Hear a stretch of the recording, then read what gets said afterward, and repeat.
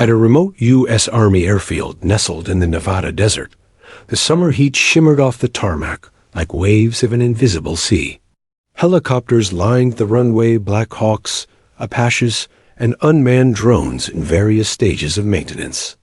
Dust blew in occasional swirls, but inside Hangar 9, everything was still, focused, precise. There, crouched beneath a grounded A-60 Black Hawk, was Ellen Brooks, a civilian technician known more for her silence than her skills, though her reputation as a hydraulic specialist was unmatched.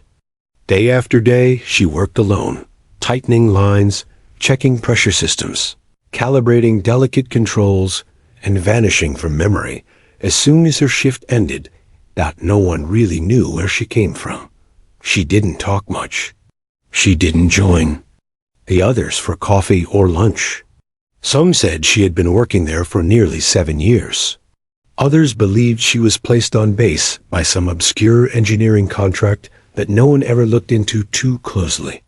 She blended into the background like one more piece of equipment that just happened to be incredibly efficient. And Ellen liked it that way. Machines didn't judge. They didn't pry. They either worked or they didn't, and she made sure they did. The only thing anyone ever found unusual about her was the speed at which she could diagnose a fault by sound alone. One grunt of a cylinder or faint hiss from a pressure valve, and she could tell you the exact point of failure. Some said she had a mechanical intuition that bordered on supernatural. At afternoon, the base buzzed with nervous energy. A surprise. Inspection was underway. A black-tinted SUV had pulled in unannounced, escorted by 2 armed Humvees. Soldiers whispered as the man stepped out, Major General Lucas Reeve, a tall, graying officer with a reputation for turning failing units into operational machines. He didn't smile. He didn't announce his arrival. He simply walked straight into Hangar 9 with 2 aides in tow and began reviewing operations. Ellen didn't notice him right away. She had her head halfway inside a hydraulic housing unit, fingers deep in a pressure valve, cursing softly under her breath as she attempted to realign a stubborn actuator. Her blue work shirt clung to her back, soaked in sweat, riding up slightly above her waist as she reached. Then Reeve saw it, a flicker of ink across the skin of her lower back, 6 numbers, spaced in a vertical row. At first glance, it looked like any old tattoo. Coordinates, maybe. Something personal. But to Reeve, it wasn't just familiar, it was unforgettable. He froze mid-stride, his breath catching for just a moment.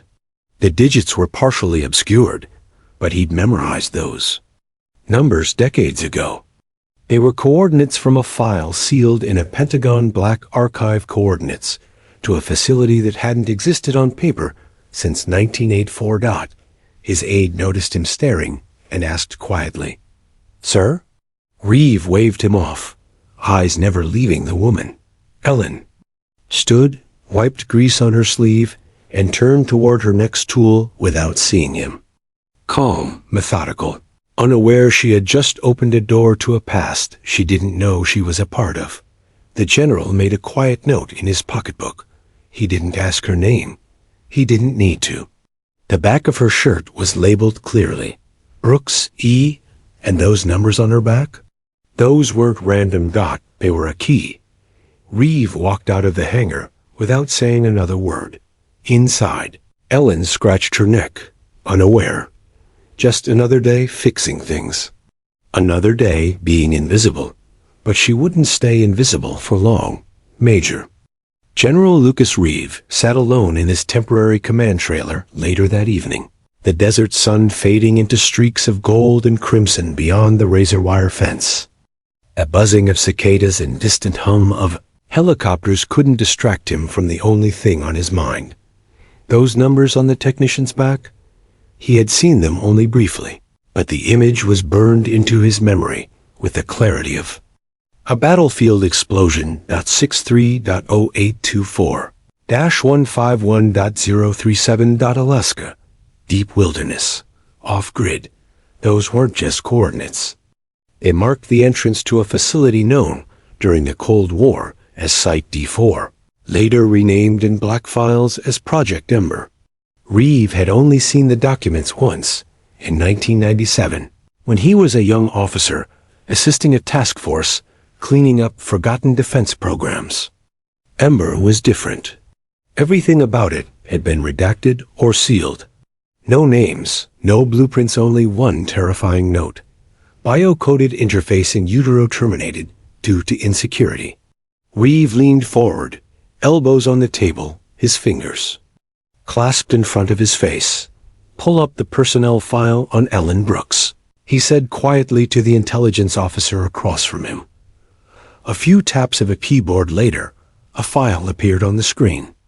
Reeve scrolled through quickly. Everything looked normal at first glance. Birth date listed as 1990 in Montana, transferred through several foster homes. Enlisted as a civilian contractor in 2014 under the Department of Defense Maintenance Division.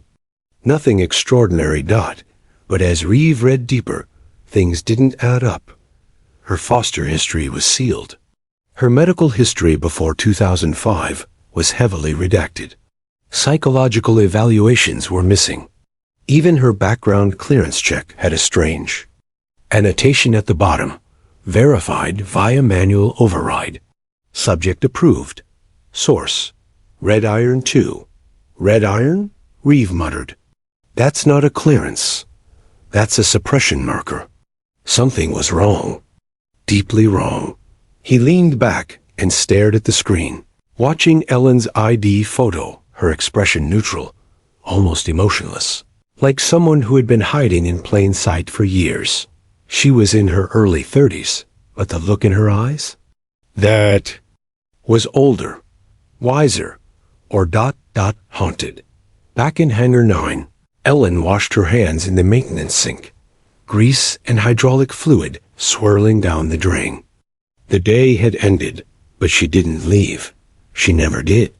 Home, if you could call it that, was a small trailer in the base outskirts. Quiet, isolated, just how she liked it. But something tugged at her, now like a shadow from the past slipping through the cracks. She'd always had the tattoo. She couldn't remember when she got it. No drunken night, no teenage rebellion. Just always there. As if she'd been born with it. She used to ask her foster parents what it meant, but they'd brush her off or grow tense, like they didn't want to talk about it. Eventually, she stopped asking. Over time, she stopped wondering. Until now. The next morning, she was called into the operations center, something that had never happened before. Her name wasn't on any task list, and her badge didn't give her access. But the guard waved her through without a word. Inside, she found herself alone in a conference room with General Reeve. He stood, arms folded, eyes hard. "Miss Brooks," he said calmly, "do you know what's tattooed on your back?" Ellen hesitated. "Coordinates. I've had them as long as I can remember. Do you know where they lead?" She shook her head. "No idea. Those numbers mark a sealed military facility in Alaska, one that hasn't existed publicly in 40 years. Her heart skipped a beat. That can't be right. Reeve sat down, slid a file across the table. "Tell me, Ellen, are you sure you were born in Montana?" She opened the folder. The top page was a grainy photo, black and white, of a pregnant woman in a lab coat. The name tag read, Dr. Marion Brooks. I've never seen this before." Reeve's voice softened, but the tension remained. "Your past wasn't erased, Ellen. It was hidden, for a reason, and I think you're the reason Project Ember never truly ended." Ellen stared at the grainy photo of the woman in the lab coat. Dr. Marion Brooks. The name triggered a strange flicker in her memory, a voice she didn't remember hearing, and eyes that felt familiar, even through the blur of the black and white image. There was no doubt the woman in the photo looked like her. The sharp cheekbones, the wide, searching eyes. Even the posture mirrored her own. "She's my mother," Ellen whispered, unsure whether she was asking Reeve or herself. "Believe so," Reeve replied. She was a military bioengineer involved in Project Ember. She vanished in 1989, officially declared dead during a lab fire. "But I was born in 1990, Ellen muttered. "That doesn't make sense." "Exactly," Reeve said grimly. "Which means the fire didn't kill her, or you." He pushed another file across the table. This one was marked Top Secret Level 5 Eyes Only. The cover page was red, thickly stamped, and dated decades earlier. Inside were fragments, redacted reports, partial scans of genetic mapping, pages describing a classified initiative. Project Ember. Ellen flipped through the pages. It was overwhelming. Bio-coded gestation, genetic encryption, human, interface prototype, and the words she couldn't stop rereading. Command line fusion with host genome. Autonomous defense key. Failsafe embedded into subject DNA. "I'm not a person to them," she said finally. "I'm a weapon." Reeve didn't argue. He didn't need to. That night, Ellen sat outside her trailer, staring at the stars. All her life, she'd been running from something invisible. She'd felt it in foster homes that passed her off quickly, in social workers who looked uneasy around her. In the way, her paperwork always had holes, and yet her life moved forward without resistance. Doors had opened for her too easily. Jobs she didn't fully qualify for. Clearances she never remembered applying for. She used to think it was luck. Now she saw the truth. Someone had cleared the path for her, quietly, because she was never meant to stop, because Project Ember was never meant to die. She ran her fingers over the ink on her back. The coordinates. A marker? A beacon? She never questioned why it never faded like other tattoos. It never aged. It never peeled. Some days, she even forgot it was there. Until strangers noticed and stared. Until today. Now, she couldn't stop thinking about it. What did it mean for her? For the people around her? The next day, 2 black vehicles pulled into the base. Ellen watched from a distance as men in suits and dark sunglasses stepped out. Not soldiers, not contractors. Intelligence. The kind of people who don't ask permission. They went straight into the command trailer. Reeve met her in the hangar an hour later. "They want to take you to D.C., he said quietly. "For debriefing, testing." Ellen didn't flinch. "I'm not going. They won't ask twice." "I didn't ask for any of this," she said. "I fix helicopters. I didn't choose to be born in a lab." "No," Reeve replied. "But you may be the only person who can stop what was started." He paused, then added something she didn't expect. "I was part of the team that buried Project Ember. We were told it had failed, but we never found a body. Only charred files. And a blood-stained ID badge, Marion's." Ellen looked at him, the pieces slowly fitting together in her mind. What was the project really about? "Control," Reeve said. The military wanted a human who could launch or stop nuclear strikes without command approval. Someone whose biology couldn't be hacked or replicated. A living failsafe. "And that's me?" Reeve didn't answer. He didn't need to. That night, Ellen packed a bag, not because she had to, but because she needed answers. She was done hiding from herself. If there was a ghost waiting in Alaska, she would face it. Not as a weapon, not as a subject, but as a woman who finally knew the truth was no longer buried. The aircraft sliced through the clouds in silence, heading toward a place not found on civilian maps. Ellen sat strapped into a military transport jet beside General Reeve and a small team of specialist cybernetic engineers, biometric analysts, and 2 Black Ops security agents. No one spoke. Much. No one looked her in the eye. It was as if everyone knew they were flying, not just toward a location, but toward a sleeping monster. They were following the numbers burned into Ellen's back. 63.0824-151.037. Deep in Alaska. Mountain territory. Remote. Forgotten. As they approached, the endless white tundra gave way to black rock and snow-veiled cliffs. The coordinates led them to what looked like a steep ravine, surrounded by jagged peaks. At its center, a concrete slab the size of a parking lot, cracked and weathered by time. Barely visible was a rusted metal door embedded into the earth. A keypad. No visible power source. No security. It's been sealed for decades, Reeve sighed. The official report listed it as destroyed in a fire.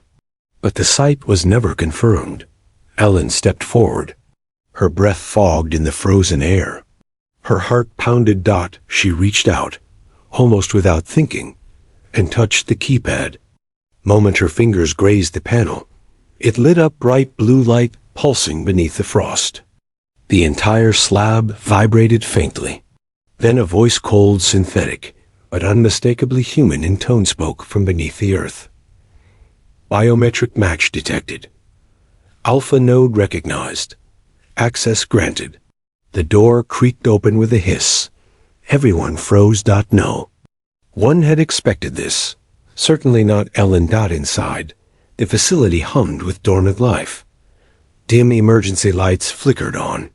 The walls were lined with screens, machines, and strange biomechanical equipment covered in dust and ice. It looked like a mix of a laboratory and a war room built in the 1980s, frozen in time. But the strangest part? It was still running. Everything operated in standby mode. Waiting. At the center of the chamber was a massive circular room, its walls covered with cables and interface nodes. In its heart stood a single upright chair surrounded by metal arms and glowing scanners. It looked like a throne built for a god or a weapon. Ellen stepped into the circle.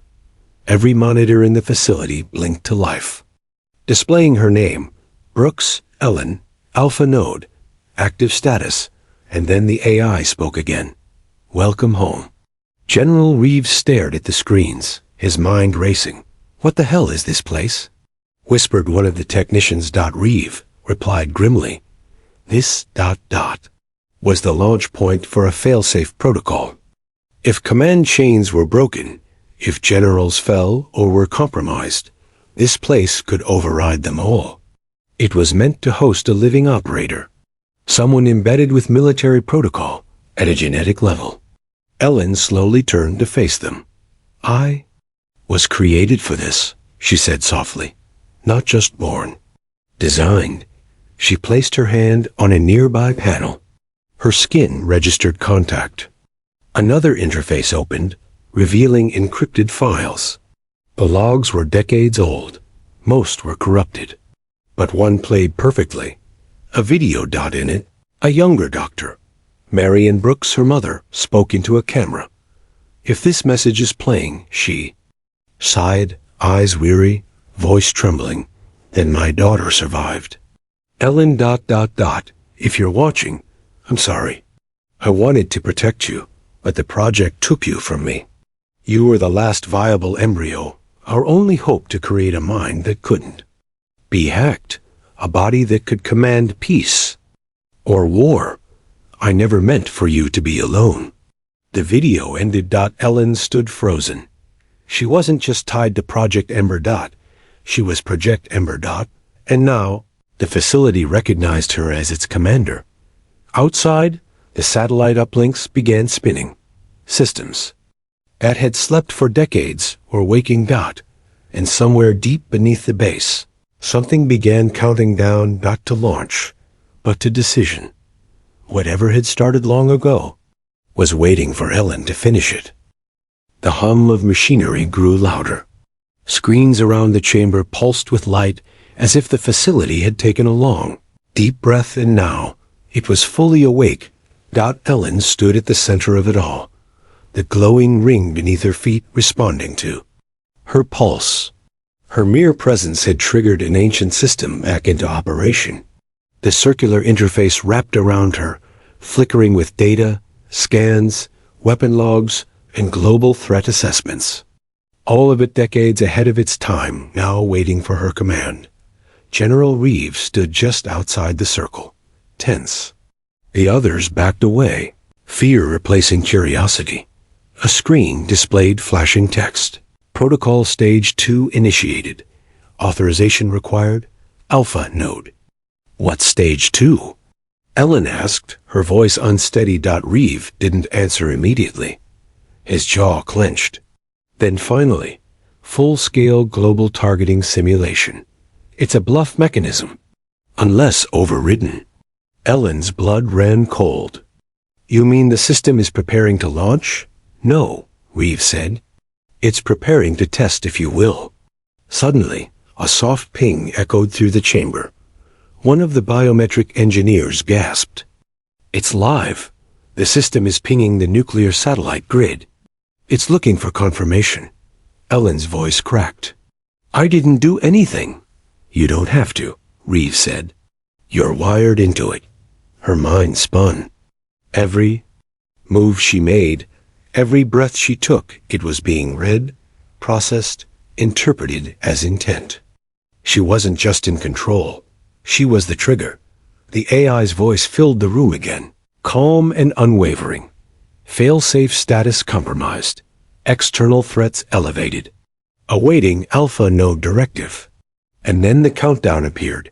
0 hours, 29 minutes, and 59 seconds, 30 minutes. Is this real? Ellen whispered. Reeve looked grim. We don't know. It could be simulation. ... or real world. That was part of the problem with Project Ember. It blurred the line between defense and action. You were designed as the final call, no generals. No presidents, just you. But I'm not that person, she said. I fix things. I'm not built to destroy. The AI replied as if listening. Correct. Destruction is not primary. Peaceful override requires biometric consent. A panel opened beside her, glowing red. One fingerprint press could cancel the system. But that press would commit her to the role. Officially, legally. She would become part of military command infrastructure. Her body would forever be tagged, tracked, and integrated. Her freedom would vanish. She could walk away and risk the system defaulting to automated control. Reeve stepped forward. Ellen, listen to me. They'll try to own you after this. Lock you away. Dissect how you work. But you have a choice. Right now, you're the only one with a choice. Her hands shook. Why me? Because your mother made you strong enough to choose, he said softly. Ellen looked at the fingerprint panel, then at the screen counting down, then at her own hands. She had spent her life fixing broken machines. Now, the world was just another one, and it needed her. She pressed her hand to the panel. The system paused. A final scan initiated. The room fell silent. Then, override confirmed. Global targeting simulation canceled. Weapons disengaged. Ember protocol concluded. Every light in the room dimmed. The hum softened. The threat dissolved into air. The countdown vanished. The AI spoke one last time. Peace confirmed. Alpha node. Thank you. Ellen slumped to her knees. She hadn't saved the world with violence. She'd saved it by not choosing violence. And somehow, she knew that had been the real test all along. Project Ember hadn't created a weapon. It had created a conscience. And that conscience had passed. The silence in the chamber felt heavier than the hum that had come before. It wasn't just the machines shutting down. It was the weight of something ancient finally going still, like the slow heartbeat of a ghost that had been haunting the earth for decades.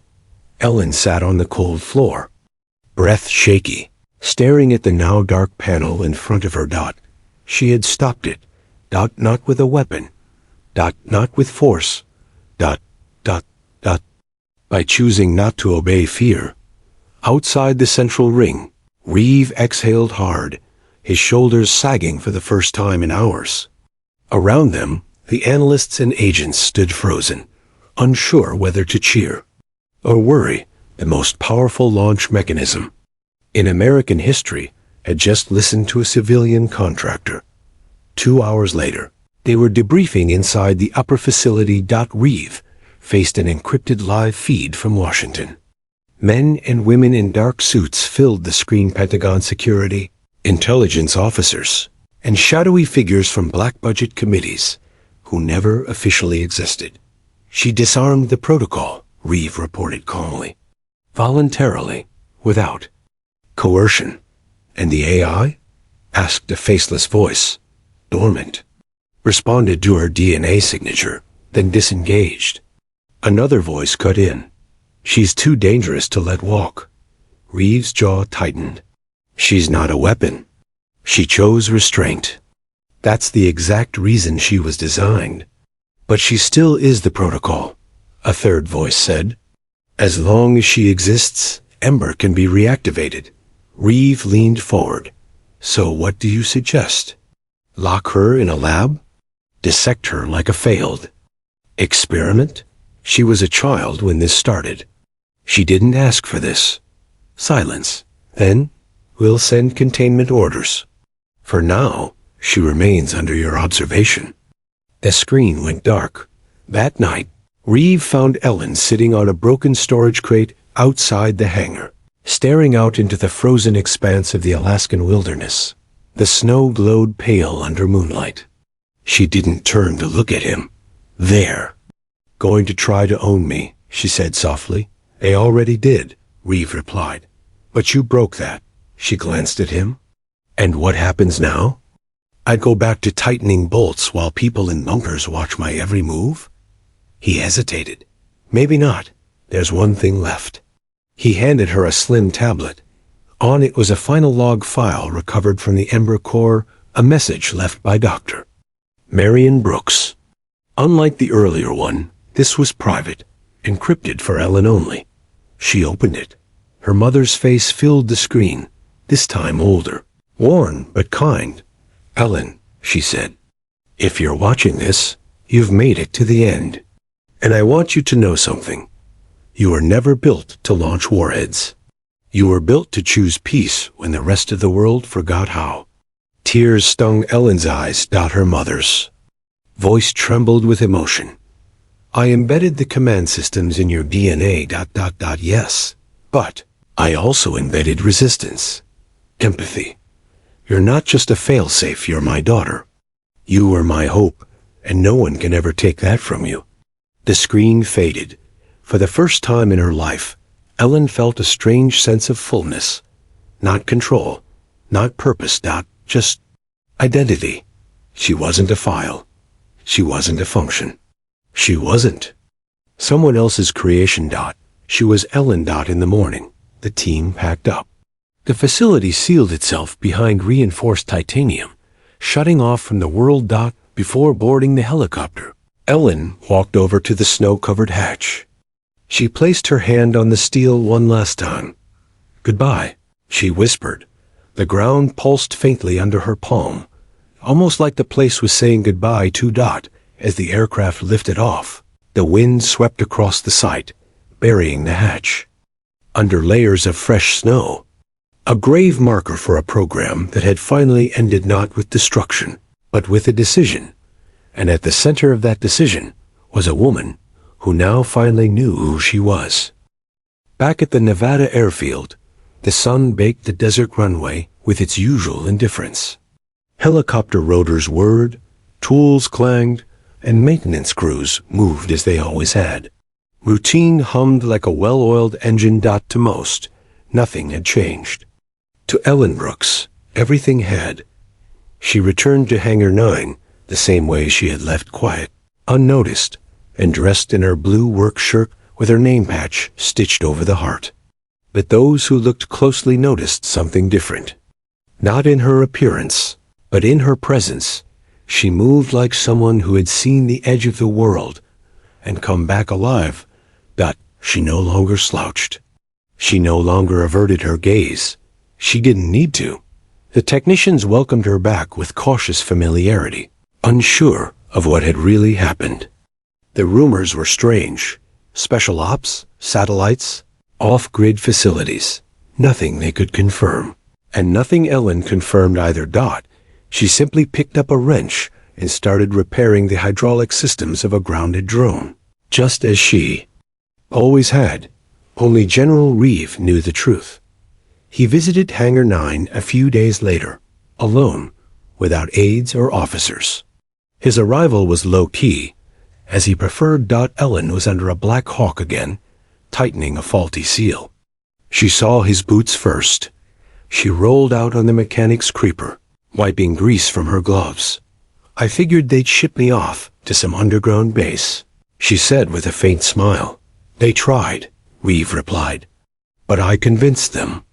You were safer here than in a cage." "Safer for who?" she asked. "For them," he said, "and maybe for you." They stood in silence for a moment, machines buzzing around them.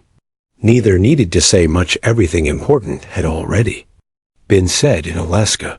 Finally, Reeve pulled a small black box from his coat pocket. He handed it to her. Ellen opened it slowly. Inside was a medallion, not military issue, something custom. On the front, an engraved symbol of a flame wrapped in a shield. Below it, one word, Ember. She looked up, startled. "It's not a commendation," Reeve explained. "It's a burial marker. The last of the Ember files were closed this morning. Nothing exists on paper now. Not even you." "I still exist," Ellen said quietly. Reeve smiled faintly. "I know. That's why I'm here." He turned to leave, but paused at the hangar door. "If they ever come back, if they ever try to use you again, don't wait for permission to say no." Ellen nodded. "I won't." After he left, she climbed to the roof of the hangar during lunch break, something she had never done before. There, with the wind tugging at her sleeves, she unbuttoned the top of her coveralls and pulled the collar down to look at her back in a mirror she held in her hand. The tattoo, the coordinates, were fading, literally fading. The ink had been embedded with nanotechnology designed to self-deactivate once the mission was complete. It had been part of her, guiding her all her life. And now it was disappearing. As if the part of her life that belonged to the government was finally erasing itself. She watched as the last numbers blurred into skin tone. Gone. She let the wind carry the moment away. That night, she sat at her small trailer's desk, staring at the medallion under the lamplight. She didn't feel like a hero. She didn't feel like a soldier. She didn't even feel like an experiment anymore. She felt like herself. And for the first time in her life, that was enough. In a classified Pentagon file, buried under 6 layers of encryption, there was a line. Added under Project Ember, final log entry, Alpha node, active, status, free node tracking, no control. Just one note, handwritten in the margin by an anonymous official. Let her be. The desert dawn was cool, brushing softly against Ellen's face as she stepped outside her small trailer. The familiar sounds of the airfield, the hum of aircraft, the distant chatter of soldiers, the clank of tools, welcomed her back to a shed. Life she had once taken for granted, but Ellen was no longer the silent mechanic who blended into the background. She had been forged in secrecy and shadow, tested by secrets older than she was. And now she carried a quiet strength no one could see but her. She walked toward Hangar 9, her steps steady and purposeful. At work, Ellen returned to her routine, tightening bolts, repairing valves, calibrating pressure lines. She smiled softly as a young technician approached, nervously asking her advice on a stubborn hydraulic issue. "Try loosening the clamp just a bit before retightening," she said, guiding his hands. The man grinned. "Thanks, Ellen. You're the best." She laughed, a genuine sound, free and light. The world outside might have seen her as a classified weapon, a project, or a threat.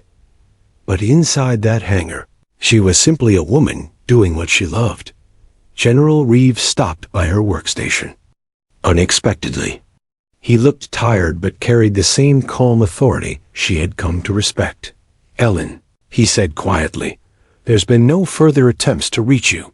No secret orders, no new protocols." She nodded. "I've heard nothing. I think they finally gave up." He looked around the busy hangar floor. "You're free now. Free to choose who you are." Ellen glanced down at her bare back, where the tattoo had once lived, but was now faded beyond recognition. For the first time, she said, "I feel like I'm just me."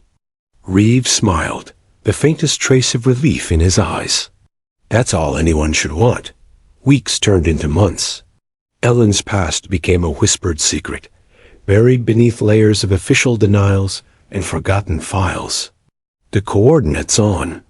Her back faded completely, leaving only smooth skin where mystery had once lived. She didn't seek fame or recognition. She avoided questions and deflected curiosity with quiet grace.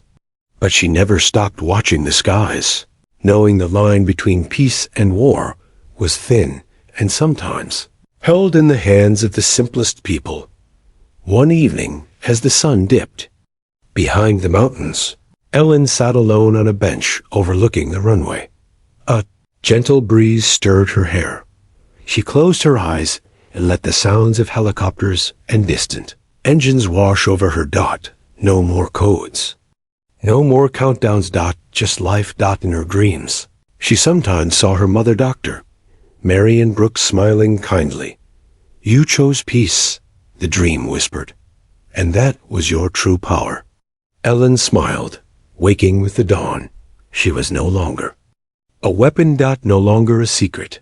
She was simply Ellen Brooks, a woman who had repaired a hydraulic line one day, only to carry the fate of nations on her back. And in the quiet hum of a desert airfield, that was enough. The end.